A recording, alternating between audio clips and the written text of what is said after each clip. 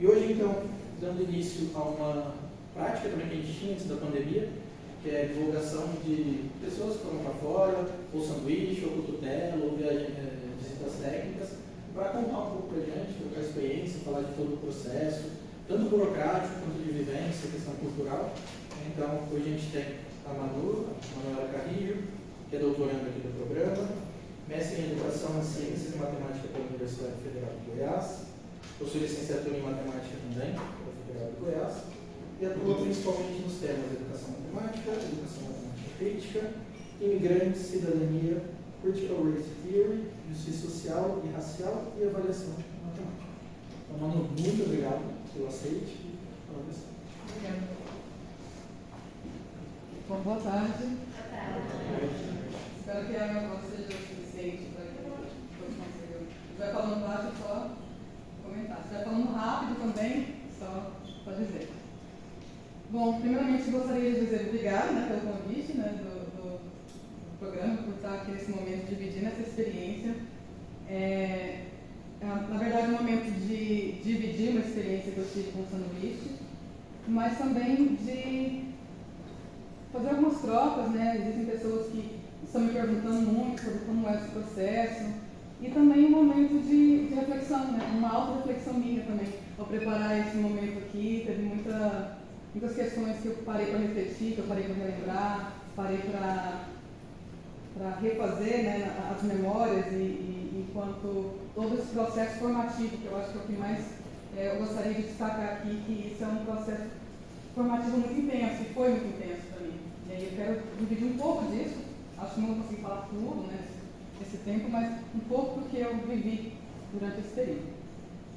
E primeiramente eu gostaria de colocar aqui em destaque as instituições envolvidas, MESC, a Universidade de Klagenfurt, CAPES, OEAD, o programa, e eu sou do Grupo Écora, o Grupo de Pesquisa Écora. A gente pesquisa inclusão, a educação matemática inclusiva, educação matemática crítica, e aí eu vou comentar um pouco mais sobre essas questões e como também essa experiência se relaciona com a minha pesquisa. É exatamente isso que eu quero falar aqui. Obrigada. Não? Não sei como que move? Que conversa? Ficar mais perto. Você tem que sentar mais perto. Talvez outra tecla. Isso. Ótimo. Obrigada. Bom, então eu vou falar sobre essa minha vivência em Klagenfurt. É uma cidade, vou dizer um pouco mais sobre que cidade é essa. Vou falar também sobre como foi esse processo burocrático, como é que foi feita essa escolha, de ir para esse local.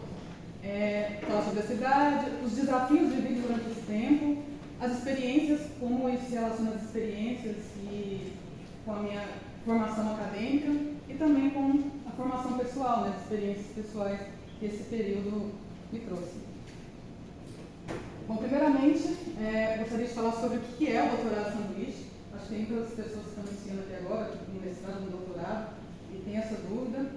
O doutorado sanduíche ele é um momento em que o estudante de doutorado ele tem a oportunidade de fazer parte dos seus estudos, parte da sua pesquisa, em um ambiente fora da universidade onde ele é matriculado. Pode ser uma outra universidade dentro do próprio país, como pode ser também uma universidade no exterior. No meu caso, eu tive o apoio financeiro de 2 bolsas de estudo. E aí eu quero explicar agora como foi feito isso, porque esse é o desenhamento que eu vejo muitas das pessoas comentarem, mas como assim?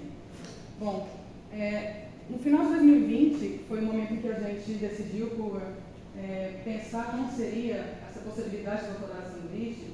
A gente percebeu, do grupo, percebemos que diante de uma situação política muito instável, de corte de bolsas, de total instabilidade pelo governo que a gente tinha até então, pela situação também do Covid, a gente pensou, vamos tentar todas as possibilidades.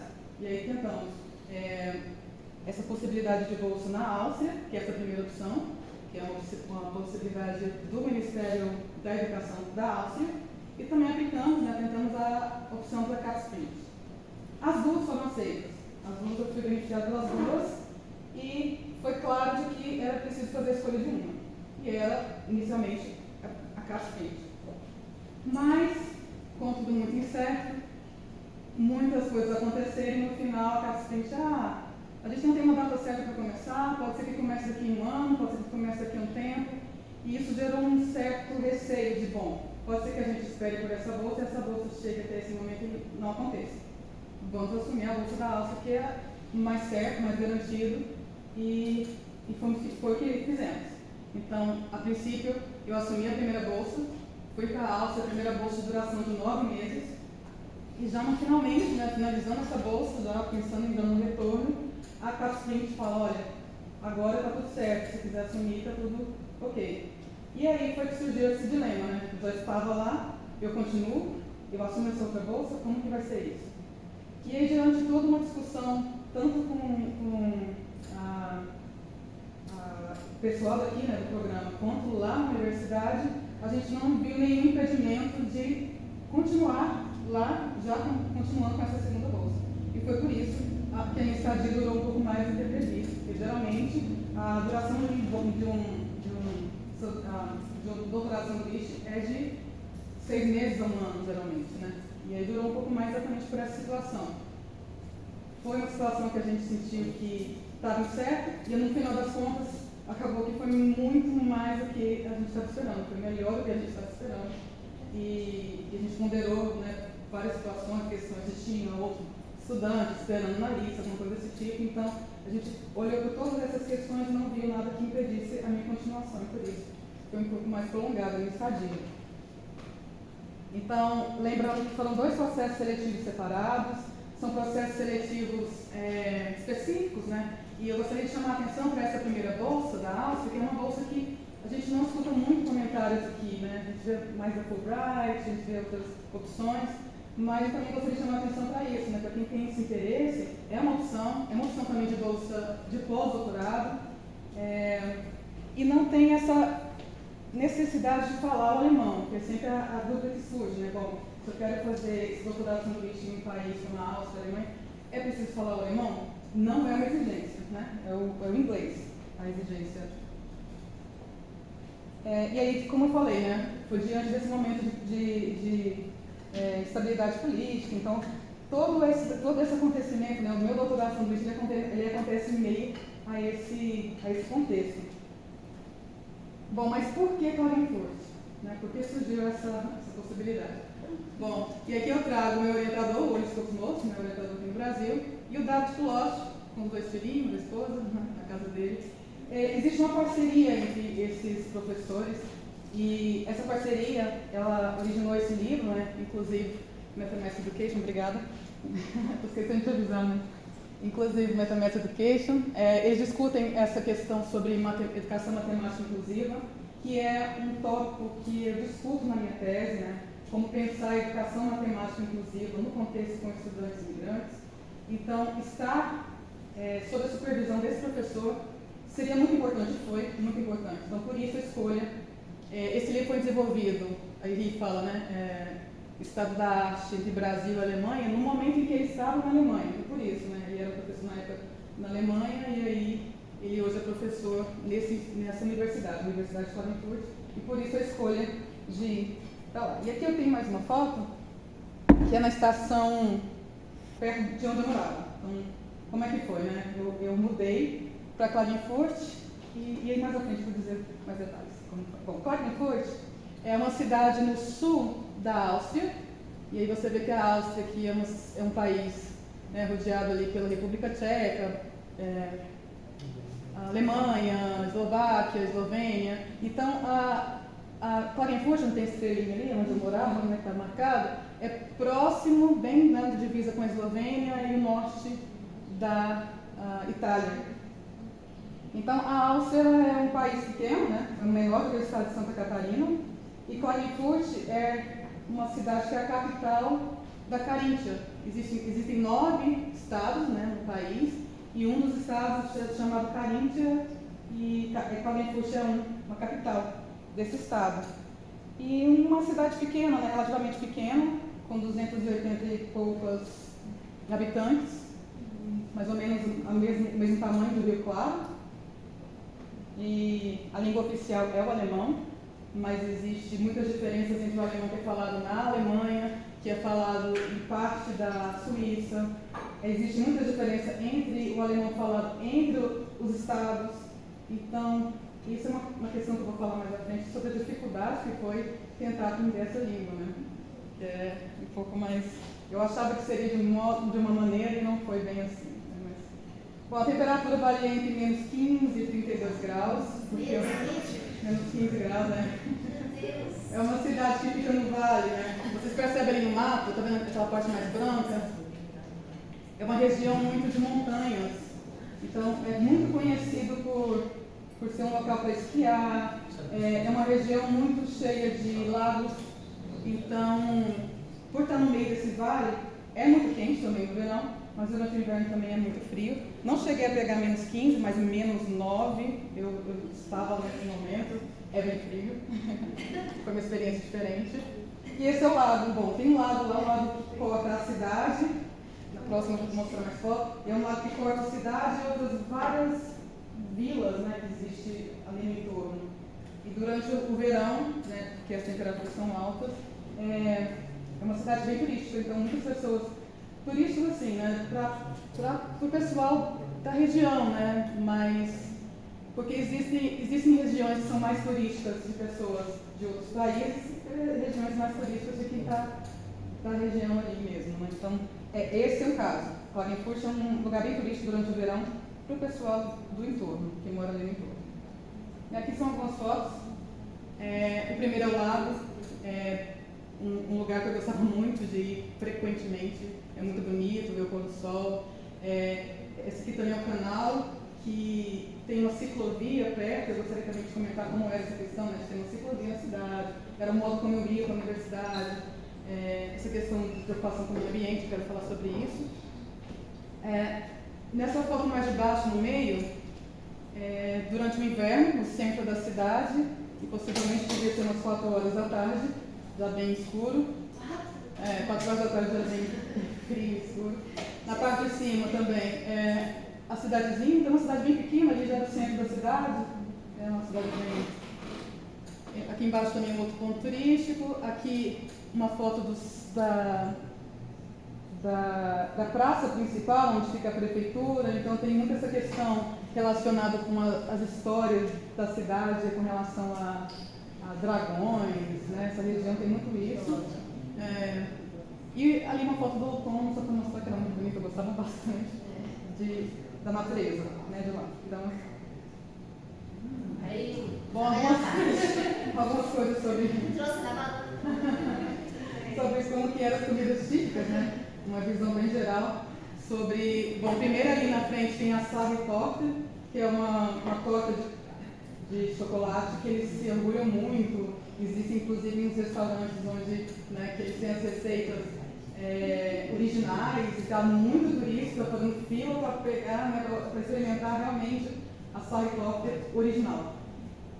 Bom, eu posso falar do que eu, da minha opinião, né, sobre as comidas.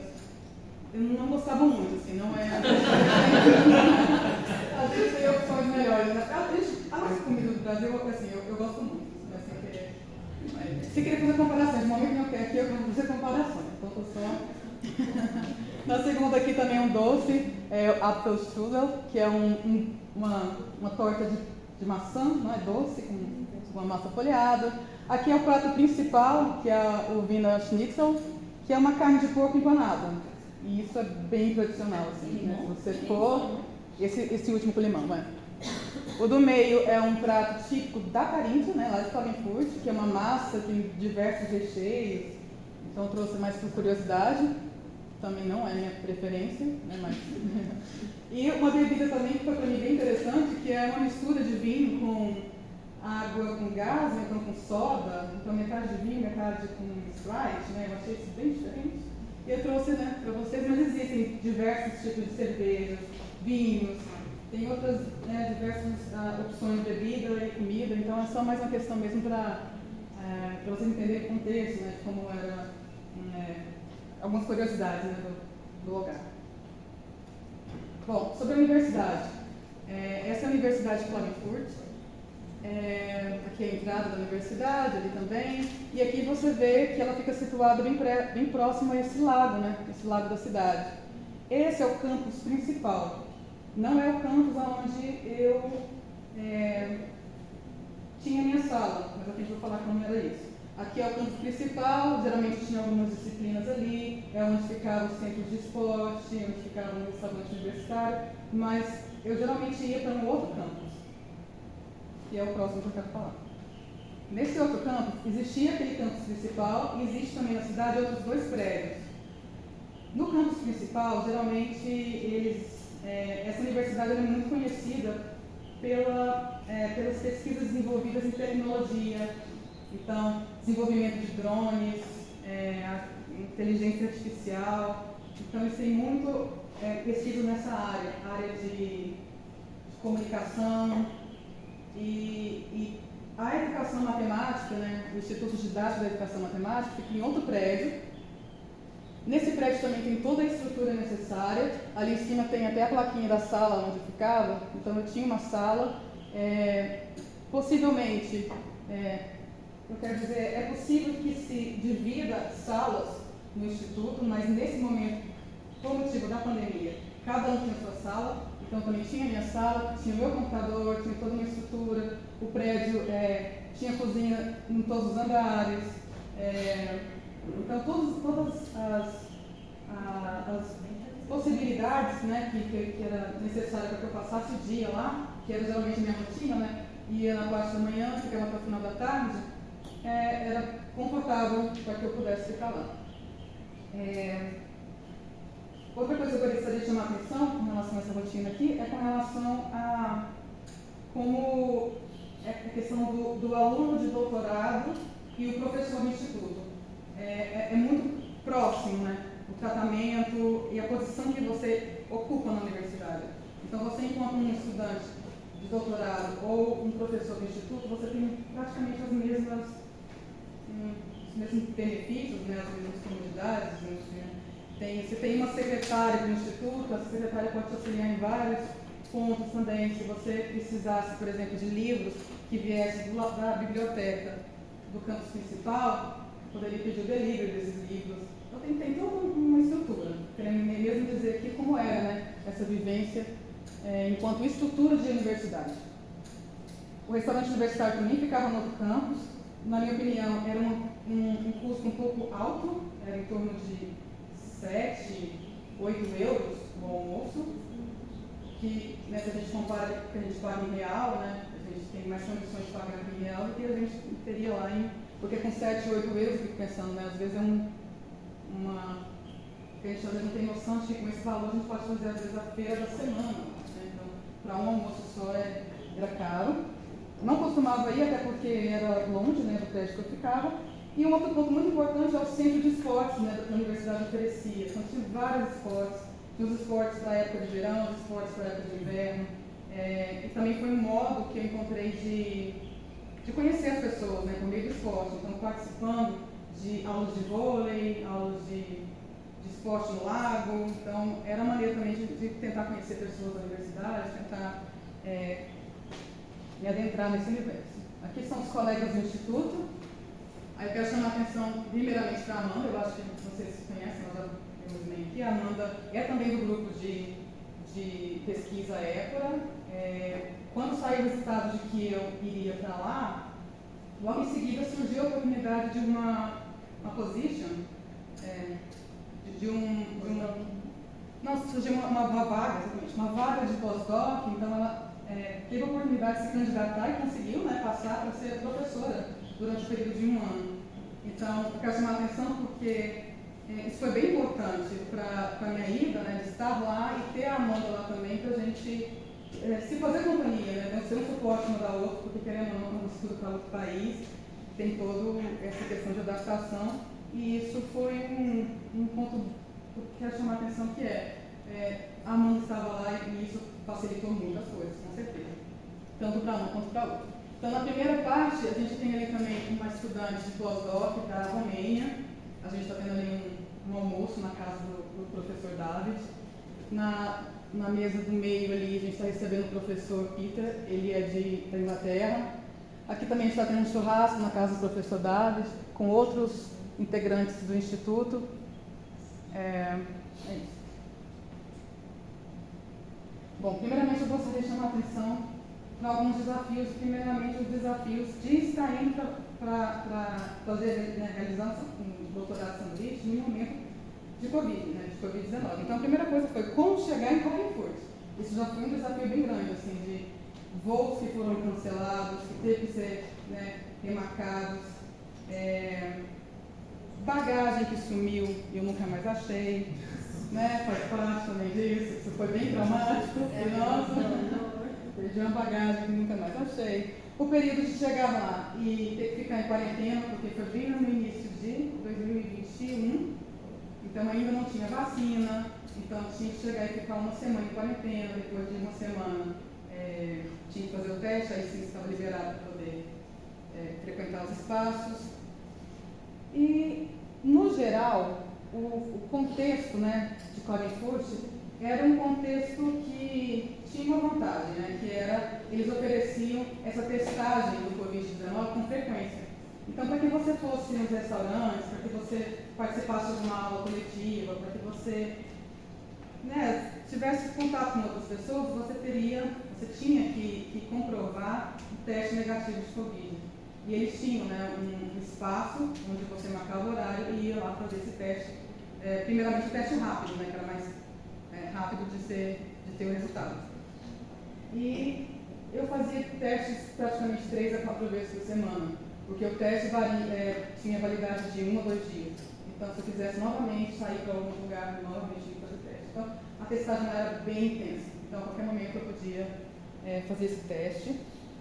Por momentos também existia o isolamento social, existia momentos em que estava tudo aberto, tudo certo, vamos aproveitar o verão. Quando chegava o inverno, taxas altas, todo mundo em isolamento. Então, isso também foi um problema. Foi ruim, né, de você estar num lugar que você quer explorar todo aquele espaço e não ter condições diante do contexto do Covid. E eu gostaria também de falar a minha experiência como um teste rápido positivo, né? Eu tive uma situação em que meu teste rápido deu positivo. Para mim foi assustador, porque era aquele momento, né, que a gente não sabia muito bem como que a gente poderia reagir, a gente não sabia bem como é que era o tratamento, eu estava em outro país, se eu ficasse muito ruim, longe da minha família, como que eu ia avisar? E aí eu comecei a sentir os sintomas, eu comecei a não conseguir respirar, e meus dedos começaram a ficar roxos, e tudo começou, né, você fica meio que muito assustado, tem muito assustado. E como eu dividia a casa também, né, eu acho que não comentei isso ainda. Eu morava numa casa que eu dividia com uma estudante de mestrado também, uma estudante da universidade, uma estudante da Alemanha. E aí também ela teve que deixar a casa, procurar um outro lugar para me deixar em isolamento. E durante esse período de isolamento, a polícia, né, foi lá na casa para ter certeza de que eu estava lá e deixou bem claro que eu não poderia sair da casa de maneira nenhuma. Isso me deixou mais assustado ainda, né? Porque meu Deus, realmente é algo muito sério isso, né? Eu acho que, será que eu passo dessa? E depois de uns dias, chegou esse carro. Aí eu tirei uma foto lá de cima da janela da cozinha. Chegou esse carro, eles se equiparam, meio que astronautas, subiram lá para poder coletar mais exames, para poder fazer o PCR. E isso me deixou também mais assustada ainda. Meu Deus, tipo, um astronauta aqui, isso é muito sério, né? Esse Covid realmente é muito sério, eu vou morrer. Então essa foi a ideia, né, principal, assim, acho que foi uma experiência que me deixou muito abalada de início, porque era aquele início, né, ainda que a gente não tinha vacina, então realmente os sintomas poderiam ser bem graves. Mas aí aqui também eu trago fotos de como, e finalizando essa situação, fizeram o teste PCR, me ligaram falando, olha, era positivo, mas estava errado, o PCR aqui está falando que é negativo, foi um falso positivo, você está liberado da sua quarentena. Então você só tem ansiedade. E eu falei, você tem certeza? Em sociedade, você tem certeza? Porque eu não estou respirando muito bem. Meus dedos são roxos daquilo, você pode fazer outro teste, todo mundo assim, sim. Então foi uma experiência muito, muito marcante assim, para mim, né? Não só por estar lá, mas de uma realidade de Covid, né? Que para mim foi bem marcante. E aí eu trago aqui também esses testes rápidos que também você poderia fazer no lugar, que era oficial, né, onde você tinha um resultado, e eles já baixavam do sistema. E também você poderia fazer em casa. Eles te entregavam um kit, você tinha direito a 6 kits por semana. E aí você poderia fazer o próprio teste em casa. E aqui está dizendo, olha, 2 testes que eu fiz em casa, depois do positivo e que deu negativo. Será que estava certo aquele outro? Mesmo assim eu senti os sintomas. Né? Então, e aqui também um posto era um lugar na praça, eram vários postos como este, em que você poderia ir fazer esse exame. Então, é mais ou menos essa organização daquele lugar durante esse período de pandemia. Bom, aí agora eu quero falar um pouco sobre a minha experiência acadêmica. Um dos pontos importantes é sobre a participação em grupos de estudo. Então, estar no Instituto de Didática Matemática da Universidade de Klagenfurt foi importante por esse momento em que eu pude conversar com outros professores, mostrar a minha pesquisa, discutir a minha pesquisa, entender o que eles estão pesquisando também, entender qual que é a abordagem que eles fazem, ter essa noção, né, dos diferentes modos de pesquisar, não só diferentes modos de pesquisar com relação a país, mas com relação a linhas de pesquisa mesmo, né, áreas da educação matemática. Disciplinas também, por ser disciplinas na universidade. Uma disciplina que foi muito importante para mim foi uma disciplina que discute bordas e migrações. Então, eu pude discutir como que isso é entendido, né? Bordas para além de bordas geográficas, são questões também que eu estou falando, né, na minha tese. Participar de eventos, né? O Mass Conference foi um evento, pela primeira vez eu participei e eu estava lá. Também participei do CERN, que também é um evento para pesquisadores em educação matemática da Europa. Então foi importante também ver quem são essas pessoas, quem são esses pesquisadores, o que eles estão fazendo, o que eles estão pesquisando. Mais especificamente nesse grupo, né, de diversidade e educação matemática, que é especialmente o grupo em que eu atuo, né, discuto. Um ponto importante também para a minha experiência acadêmica foi participar dessa escola de verão em Lins. E aí que eu tenho as meninas, né, conheci a Fernanda lá, a Marjorie.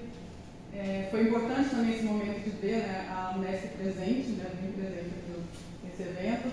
Então, nessa escola de verão, era uma escola de verão para pesquisadores em educação matemática, para jovens pesquisadores em educação matemática. Também um momento em que pude apresentar minha pesquisa, discutir outras pesquisas, a gente compartilhar experiências, dar feedback em outras pesquisas. Fizemos grupos de estudo, né? Então aqui tem um grupo de pessoas de diversas partes, não só da Europa, mas de outros países também. Por mais que fosse um evento mais regional, né? Mais europeu, mas tinha muitos jovens pesquisadores na mesma posição que eu, né? Pessoas da Índia, pessoas da Turquia, e você vê que tem outras diversidades também, e foi importante essa troca. Aí uma questão sobre essa universidade, né, Johannes Kepler Universität Linz, é uma universidade onde estudou o Wittgenstein e também o Hitler, né? Então é uma questão que me fez pensar assim, né? Bom, o que acontece, né, depois da universidade, né? Como que essas pessoas afetam, né, a sociedade de se refletir. Mas foi importante essa experiência. Uma outra importante experiência que eu tive também durante esse momento foi uma escola de verão que eu fiz em Genebra, na Suíça, especificamente para falar sobre Global Citizenship Education, educação para a cidadania global.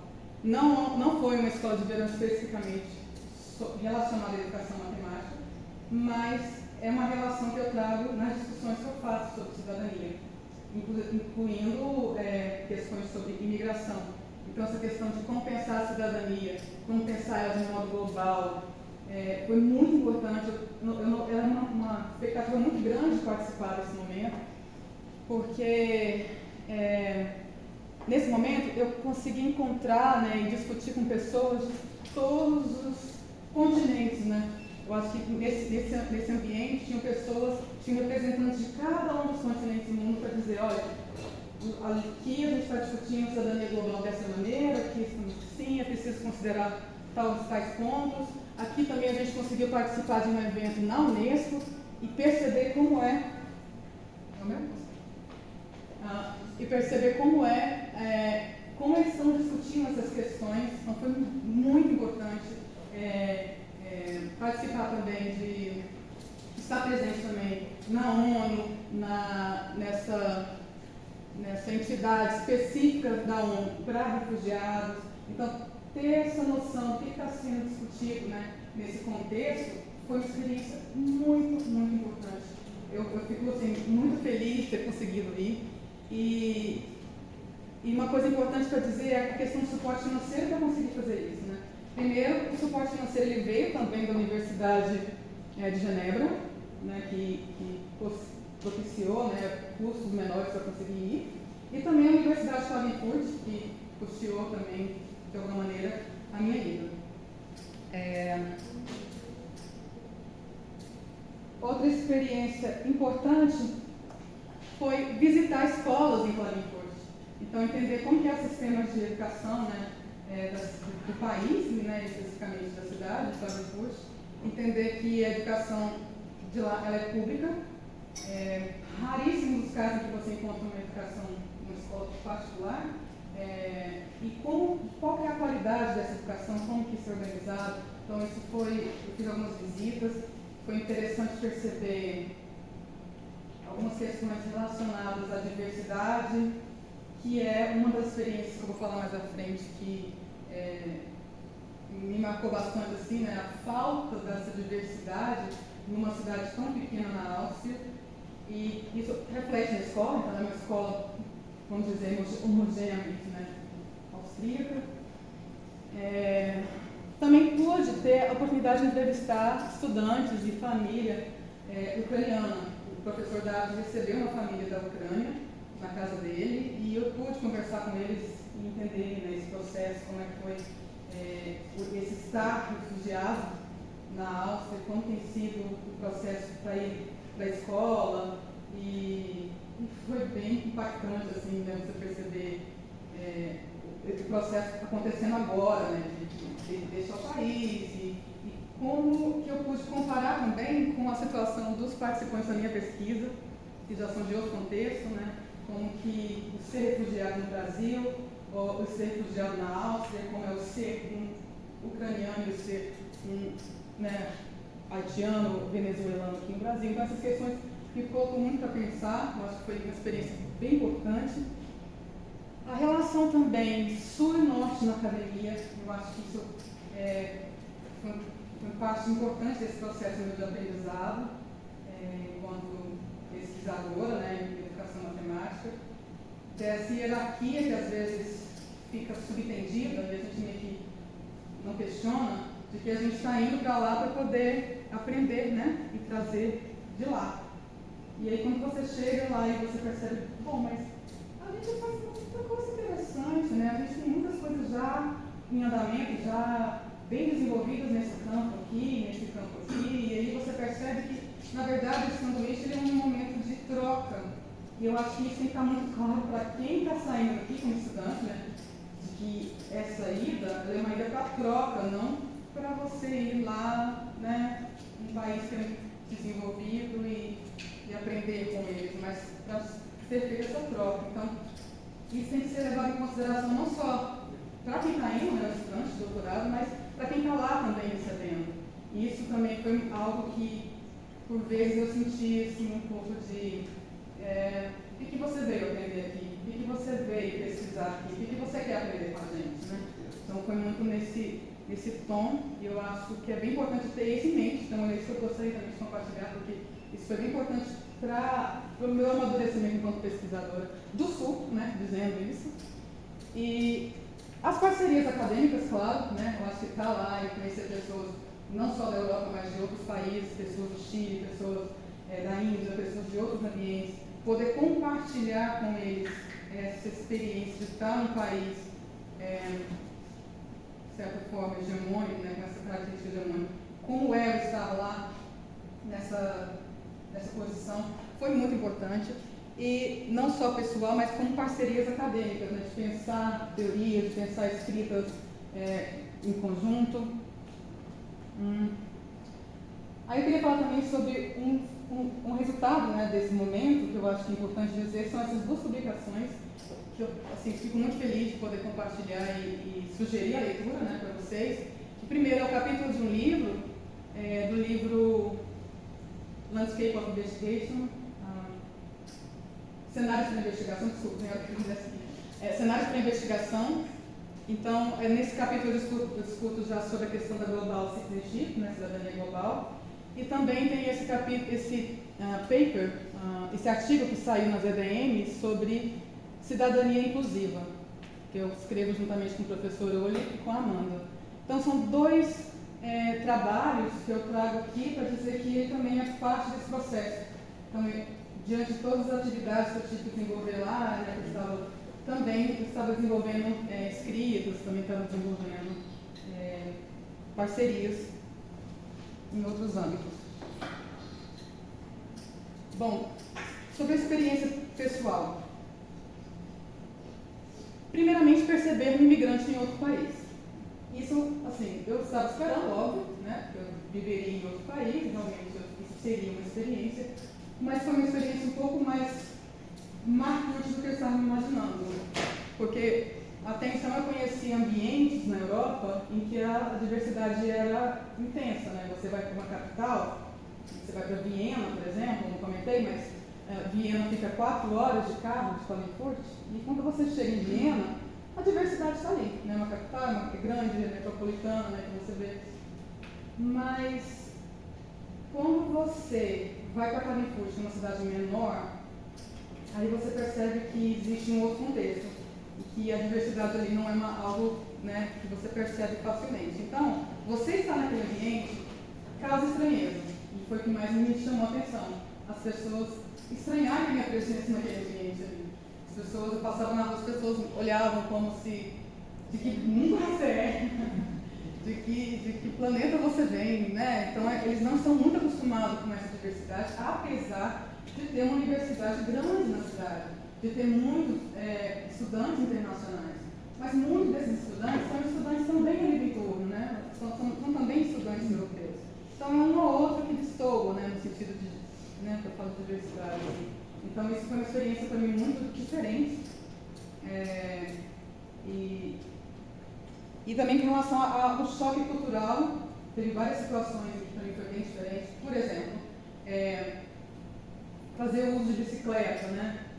Que a questão de fazer, por exemplo, a família tem um carro, a família tem filhos e vai levar a criança, né? Tá frio, é inverno, e vai levar a criança para a escola. Vai de bicicleta, porque o carro ele não tem essa conotação que a gente tem, né? Muitas vezes para a gente também soa até um pouco de glamour ter o carro. Para eles não, para eles tem mais essa preocupação com o meio ambiente. Isso me chocou um pouco assim, porque muitas vezes eu vi o professor levando os filhos para a escola de bicicleta, estava frio. E eu pensava, mas tem um carro, por que ele não vai de carro, né? E porque tem isso, né? O carro talvez é para lugares mais longe. Então essa relação com os meios de transporte, então foi uma coisa que me chamou bem a atenção, apesar também que existe toda uma estrutura de ciclovias, existe também toda uma estrutura de meios de transporte, que isso é preciso ser dito, né? Para que isso aconteça, é preciso ter estruturas públicas, né? Outro choque cultural também que me chamou bastante atenção foi com relação ao trabalho, a relação com o trabalho. Subempregos, por exemplo. Você tem um lago que no verão lota, super cheio, pessoas vão ali para poder, né, se divertir, passar uma tarde, e você não vê ninguém vendendo o queijo assado. Você não vê ninguém oferecendo uma água, você não vê esse tipo de trabalho. Isso me chamou bastante atenção, assim, de você sai de casa com o seu sanduíche pronto, com a sua comida pronta, porque não tem essa relação desses trabalhos que são da ciclovia, é muito diferente, né, que a gente tem aqui. Inclusive, por exemplo, o que me estranhou muito é o supermercado não abrir domingo. Isso eu ficava assim, meu Deus, como eu vou sobreviver no domingo? A gente acostuma, né? Mas essa relação de domingo, todo mundo descansa, né? Todo mundo tem direito, independente de que posição de trabalho que se tem.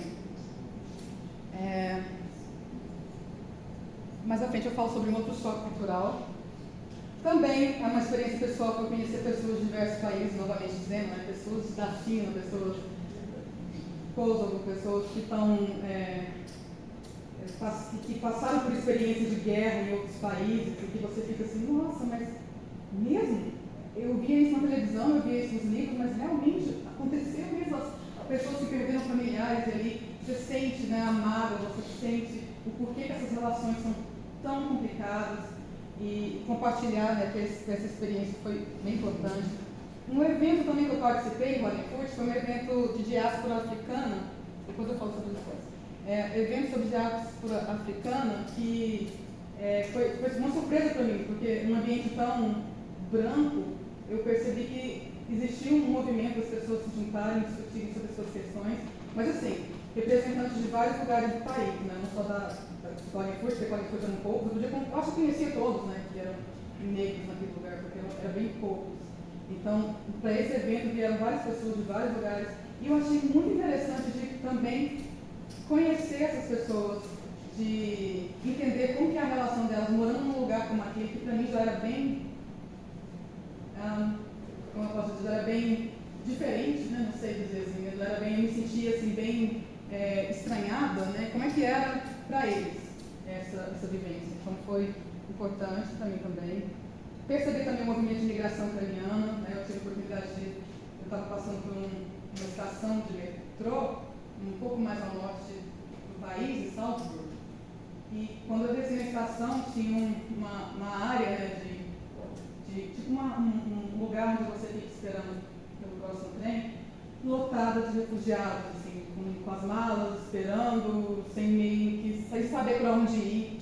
Isso me impactou porque eu estava ali, né? Então, quando você vê meio que na televisão, você vê meio de longe, isso é uma experiência que eu estou dizendo de mim, né? Quando eu vejo na televisão, dizer, você parece uma coisa um pouco longe, mas quando você vê aquelas pessoas ali meio sem ter para onde ir, isso me impactou também. Uma outra experiência também são as manifestações contra a vacina, e manifestações contra imigrantes também, contra a vacina no sentido mais radical mesmo, né, dizer que era um tipo de holocausto, falar que era, né, necessário vacinar, umas comparações assim bem extremistas nesses movimentos, e também as migrações contra as manifestações contra os imigrantes. Bom, primeiro eu trago aqui uma manifestação, não estou querendo dizer que só as manifestações diferentes aconteciam, não. Tinha as manifestações também em prol do feminismo, que é esse primeiro que eu coloco, várias dessas manifestações em prol de justiça social, para discutir essas questões, mas, querendo ou não, uma manifestação desse tipo aqui é uma manifestação que me impacta bastante, porque você vê as pessoas sem nenhum tipo de receio em dizer, olha, volta para o seu país. É o que é escrito ali, né? Na placa maior diz, vamos acirrar, né? Restringir mais as fronteiras. Ali atrás está falando, unser Volk zuerst, quer dizer, nós primeiro, nós em primeiro lugar. Então, querendo dizer que, né, os austríacos em primeiro lugar, então tem que cuidar, né, de manter eles em primeiro lugar, mas atrás falando ali reimigração já, ou seja, realocar essas pessoas, né, imigrantes, para os seus países. E isso passando na minha frente, as pessoas meio que, eu estou ali provisoriamente, mas eu fiquei pensando, e para quem está ali realmente fazendo a sua vida ali, e morando ali, as pessoas estão praticamente apontando o dedo dizendo, olha, eu não quero você aqui, você não é bem-vindo, né? Então, isso me impactou, porque eu não lembro de algo muito explícito aqui no Brasil, dessa maneira, e lá tem, né? Aqui também só uma ideia geral assim, de também experiências importantes, né, acadêmicas, quando você visita alguns museus, o Museu do Holocausto é bem importante, a Casa de Mozart, lembrando que a Áustria é bem conhecida com relação à ópera, à música clássica, Museu do Relógio, Museu em Linz, né, que a gente foi mais eletrônico, mais tecnológico. Esse museu de etnografia também em Genebra, que é onde tem essa foto aqui, em que tem muitas peças representando o Brasil também, e em outros vários lugares do mundo. E foi interessante também ver e entender toda essa questão histórica e etnográfica relacionada no máximo que eu pude entender até então. Bom, aqui agora alguns lugares. Os dois primeiros aqui em Viena. O primeiro em Viena, né? O castelo... esqueci, Schloss, o primeiro castelo. Aqui numa feirinha de Natal em Klagenfurt. Pode passar mais um. Esses dois aqui eu gostaria de chamar a atenção pela experiência que era bem pessoal de ter a oportunidade de esquiar, que foi um alerta que eu recebi aqui de, olha, não faz isso não, né? Não tenta fazer isso, não, que é perigoso. Mas aos pouquinhos eu vi que era possível, e aí eu fui tentando esquiar ali com as crianças pequenininhas, e aí a gente foi aos pouquinhos, então foi uma experiência que me marcou, porque é bem difícil, muito mais difícil do que eu estava imaginando, mais difícil ainda do que aprender alemão, e foi importante, foi uma experiência importante, assim, de, querendo ou não, estar no meio, né, da neve e tudo, é uma questão diferente, né, então foi algo que me marcou. Nessas duas fotos aqui, eu falo sobre os eventos que tinha. Tinha uns eventos bem típicos lá, né? Tinha umas cidades um pouco próximas de Klagenfurt, em que eles tinham esses eventos regionais, com comida típica. Então é como se fosse uma festa junina lá em Goiânia. Era essa festa deles aqui. Tinha uma roupa típica e você fica pensando, né? Você faz a relação assim, de como a gente traz coisas deles, né? Uma roupa típica bem parecida. Lembra da festa junina, né, que a gente tem lá no Brasil. E aí, novamente dizendo, como eu era estranhada nesse ambiente, né? Porque era um ambiente bem regional, uma festa bem popular, e era alguém de fora ali que eles olhavam, né, e pensavam, e a sua roupa típica? E você não é daqui, né? Então, eu trago também como... Aqui é Hallstatt, uma cidade também mais no norte da Áustria também, que foi muito interessante conhecer esse lugar. Foi uma experiência um pouco de aventura, que a gente foi em grupo, resolveu fazer uma caminhada na montanha. Uma caminhada que era para ter durado 2 horas, durou 6, porque a gente se perdeu. Então faz parte dessas aventuras. Aqui também é uma outra cidade, em Graz, durante a primavera. E, bom, quero falar então, depois de mostrar essa... Muda mais um? Pode mudar. Quero falar então, depois de mostrar essas fotos, sobre os desafios também, né? Porque às vezes tem muito uma ideia de glamour, né? De que é um lugar que você vai se deliciar e viajar, e é tudo muito lindo. Também. Mas tem os desafios. E aqui eu trago um primeiro desafio que é com relação à língua inglesa, né? Todo mundo fala, né, que tem esse desejo de fazer um sanduíche, mas que se depara com as dificuldades de estudar inglês, que é um processo longo. E para mim foi um processo muito trabalhoso. Não só de passar na prova, para poder se candidatar às bolsas, mas também de continuar estudando para conseguir conversar, conseguir ter essa comunicação de fato efetiva, de conseguir apresentar o seu trabalho em inglês, no público. Então, isso foi um trabalho assim, árduo e constante. Então, para quem tem esse desejo, tem que ter isso em mente, não tem como fugir disso. Infelizmente, a língua inglesa ela demanda um certo trabalho mesmo para você conseguir desenvolver. Outro ponto também que foi um desafio para mim foi, eu fui antes de qualificar, exatamente por uma decisão, como eu disse antes, né? A situação, tudo mais, que a gente resolveu antecipar a minha ida, eu fui antes de qualificar. E isso se tornou um desafio também durante esse processo, de preparar e escrever e me organizar para a qualificação estando lá também. Então, todas as atividades que tinha, além disso, preparar e organizar a minha pesquisa, porque geralmente o que eu vejo e que é recomendado, é que você vá depois da qualificação, porque você tem esse tempo maior, né, de fato, se entregar à atividade de lá e ficar mais envolvido com o ambiente de lá. No meu caso, eu tive que me dividir. Já falei sobre a situação do Covid, da mala que sumiu, também um desafio. Um outro desafio também foi a cotutela. Então, no momento, o que é a cotutela? Né? A cotutela é você desenvolver os seus estudos e no final você ter uma dupla certificação. Né? Então, seria uma certificação pela UNES e uma certificação também pela Universidade de Paraná. É uma dupla titulação. E aí, foi uma tentativa que eu fiz. Árdua, tentei bastante, passei por alguns processos, em algumas instâncias fui aprovada, e em outras não, né? Chegou o advogado da universidade e tudo foi reanalisado e não foi aprovado por eu já estar lá, era um dos requisitos da universidade, então eles não aprovaram a minha postutela, que eu fiquei bastante chateada, porque na verdade eu não tinha essa expectativa de ficar lá por um longo prazo, foi algo que aconteceu eu já estando lá. Mas já que eu estava lá, por que não, né? E por que não? Essa foi a resposta assim, e não deu certo.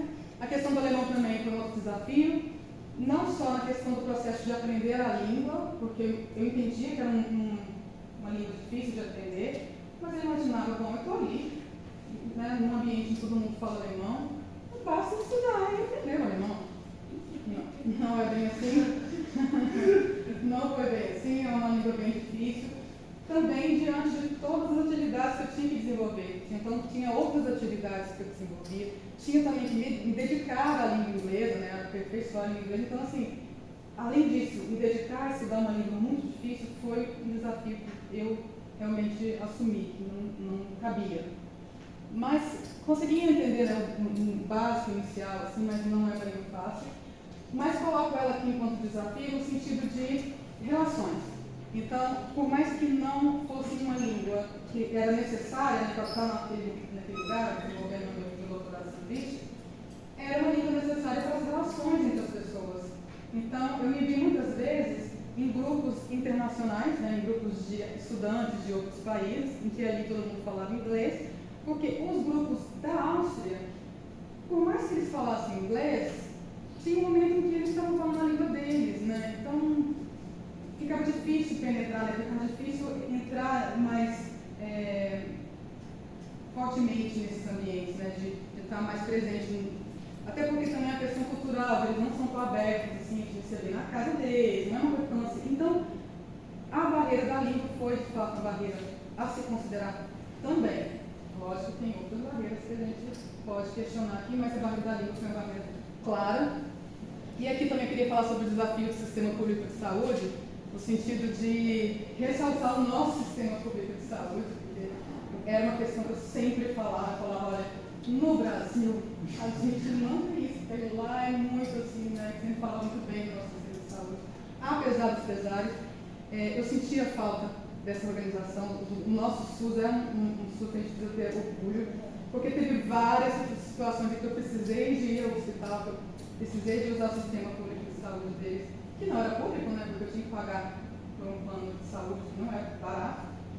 E eu ficava muito assustada, né, pensando, meu Deus, né, a gente tem uma organização muito melhor, posso mesmo comparar, sem medo, né. Então, quando eu falo esse desafio, um desafio nesse sentido, né, de precisar de um suporte mais estruturado no sistema de saúde deles e nós ter, não da maneira como a gente entende que é, né, estruturado.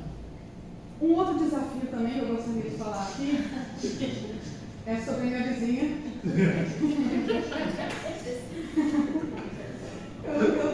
Eu esqueci da minha vizinha, gente.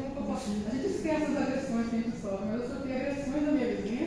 Vou contar um pouco melhor como foi isso. É uma vizinha da porta da frente, é uma senhora de uns 50 e poucos anos, e simplesmente ela não gostava de mim e da minha flatmate, né, da minha colega do apartamento. E ela ficava muito enfurecida da gente estar ali. E ela dizia, olha, vocês são um lixo, vocês têm que voltar para o país de vocês, o que vocês estão fazendo aqui? Muito raivosa. Mas ela não fazia só isso, né?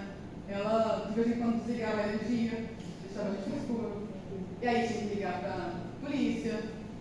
O caso extremo foi no momento em que ela resolveu colocar cola na fechadura da porta, cola super bonder. Então, assim, ela tortou muito. Vocês dentro ou fora? Eu estava dentro, a outra minha colega estava fora. Então, ela também tortou muito, gente. Então, assim, fica claro, assim, o motivo, não sei. Eu fiquei pensando em xenofobia, racismo, eu não sei se eu reduzo isso, se eu não. Eu fiquei meio assim, será, gente, que é realmente isso que eu estou vivendo? Eu acho que a situação é essa, né? Um desafio que eu vivi foi ter essa vizinha me atormentando, a polícia já me conhecia, sempre me perguntava, o que tem entre vocês, né? Por que ela tem tanto esse receio, né, que ela não gosta de vocês? Como se a gente estivesse fazendo algo e a gente não estava. Né? E ela falava, vocês estão vendendo drogas aí dentro, vocês também inventavam muitas histórias, era bem complicado, a relação bem complicada. um desafio também. E o último desafio que eu gostaria de comentar é as hierarquias entre países, os estereótipos. Isso eu consegui vivenciar muito fortemente também, né? Então, quando você fala, bom, de onde você é? Eu sou do Brasil, o tom muda, né? Ah, você é do Brasil, samba. Então, né? Eu sou de favela, né? Então você tem, o tom muda, né? Você vê um outro olhar. Isso que é da polícia ou da mulher? Não, isso estou contando de outro ambiente, no geral. Né? Da polícia, a polícia ficou meio assim, né? O que vocês estão fazendo, né? E aí a questão do alemão também foi uma dificuldade, porque eles falavam entre eles em alemão. Não chegou a nada isso. E aí, na questão da vizinha ainda, o landlord da casa, né, o dono da casa, entrou com um processo na justiça e foi bem trabalhoso nesse sentido, até que ela conseguiu, o filho dela foi lá e interviu e ela acalmou um pouco. Mas por um bom tempo eu tinha medo de sair de casa, essa é a real, assim, abrir a porta e ela falar com alguma tapa, alguma coisa. A gente nunca pode, né, duvidar. Mas foi um problema, e no geral, quando eu falo de estereótipo, no geral mesmo, né, não só da política, mas no geral, assim, quando você fala de onde você é, tem algumas relações já pré-definidas, né? O que é o Brasil? Como é o Brasil? É Rio de Janeiro, é favela, é uma mulata dançando pelada. Então, assim, isso é uma questão de choque cultural que eu falo também, que me chamou a atenção, foi eles também têm muito dessa relação com a nudez que é diferente. Eu fiquei pensando, por que é diferente, né? Quando você vai lá no lago tomar um sol, você vê as mulheres fazendo topless e é todo mundo. Isso me chamou a atenção.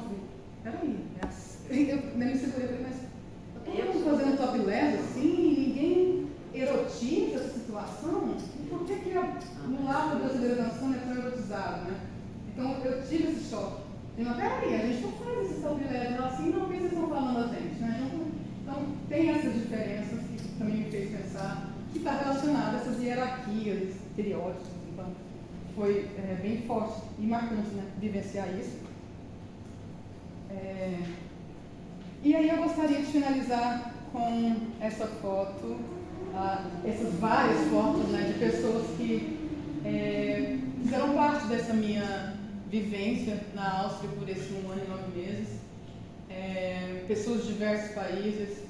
A Amanda, na primeira foto, foi uma pessoa muito importante nessa minha estadia lá. Também tem o Davidson, que também é do programa, que pôde estar lá. A minha mãe também teve a oportunidade de estar lá. Então foi um tempo que foi bom e suficiente para que eu também tivesse alguns amigos, para que eu fizesse novos amigos, para que eu participasse ali embaixo, né, você percebe, do Ironman, que é uma competição que acontece em diversos países, aconteceu também, então foi bem legal de estar perto dessas pessoas e perceber que é uma comunidade bem fechada, já de muito tempo que participa desse evento, e as pessoas, como nós estamos acostumados, né, com essa diversidade, fazem algumas perguntas que me fez pensar, por exemplo, qual é a sua descendência, né, de onde vêm os seus antepassados, e você fica, né, umas perguntas que às vezes mostram essa questão de choque cultural, e também ter essa relação com diversas pessoas de vários ambientes, pessoas da Áustria mesmo, pessoas de outros países, e dizer que essa experiência é uma experiência que foi muito importante, muito marcante, uma experiência que ela me transformou profundamente, não só pessoalmente, isso é bem claro, mas me transformou profundamente como educadora matemática, como pesquisadora e principalmente no tópico que eu discuto, que é com relação às imigrações. Então, eu acho que é essa mensagem que eu quero dizer, também de que é possível, para quem está com esse desejo, para quem tem esse plano de ter essa experiência, é sim possível, tem algumas barreiras, tem alguns momentos que você acha que não vai dar certo, não dá, há alguns momentos que você acha que não vai dar certo, dá certo. Então, mas é preciso que tente, é preciso que você acredite que é possível, porque eu também ficava meio assim, será que um dia eu teria condições de participar de um momento que eu tivesse essa experiência? E tive, e fiquei muito feliz. E estou aqui para compartilhar com vocês tudo isso. Obrigada.